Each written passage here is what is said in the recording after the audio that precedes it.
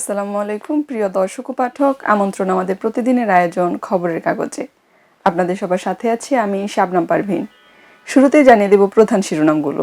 ভোটে বিএনপির বিপুল জয়, তারুণ্যের বিস্ময় ভরা সাফল্য। সংবাদ সম্মেলনে জামায়াত আমির বলেন, জামায়াত ফলাফল মেনে নেবে। গণভোটের ব্যালটে টিক ও ক্রস চিহ্ন নিয়ে বিভ্রান্তি। ভোটারদের উদ্দীপনা দেখছি বললেন ইইউ। নারী ভোটারদের উপস্থিতি ছিল চোখে পড়ার মতো। হামলার সংঘর্ষ, ককটেল বিস্ফোরণ, বিভিন্ন স্থানে আহত শতাধিক, আটক অর্ধশতাধিক। চলে যাচ্ছে তৃতীয় পাতায়। নির্বাচন শান্তিপূর্ণ, ভোটারদের উচ্ছ্বাস।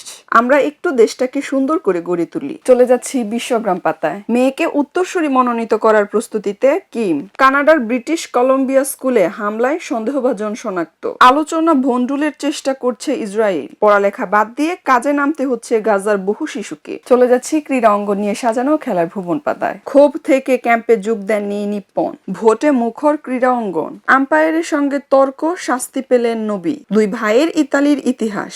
নামিবিয়াকে হারিয়ে ভারতের দ্বিতীয় জয়। 40 অদম্য মিলনরা, বেশি ম্যাচ খেলার রেকর্ড। ভারত পাক ম্যাচে পিচ বিতর্ক। শ্রীলঙ্কার বড় জয়। চলে যাচ্ছে শেষের পাতায়। ভোট দিয়ে মির্জা ফখরুল বলেন, এই নির্বাচনই নির্ধারণ করবে ভবিষ্যতের রাজনীতি। বিচ্ছিন্ন ঘটনা ছাড়া চট্টগ্রামে শান্তিপূর্ণ ভোট গ্রহণ। জেনজি প্রভাবিত নির্বাচনের খবর বিশ্ব গণমাধ্যমে। পালকিতে চড়ে ভোট দিলেন 102 বছরের চানবানু। 9 জেলায় ভোট কেন্দ্রে 9 জনের মৃত্যু।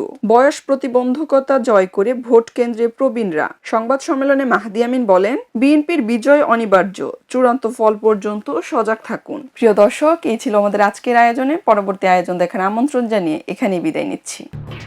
এলো খবরের কাগজ, নিখাত, নির্ভীক, নিরপেক্ষ।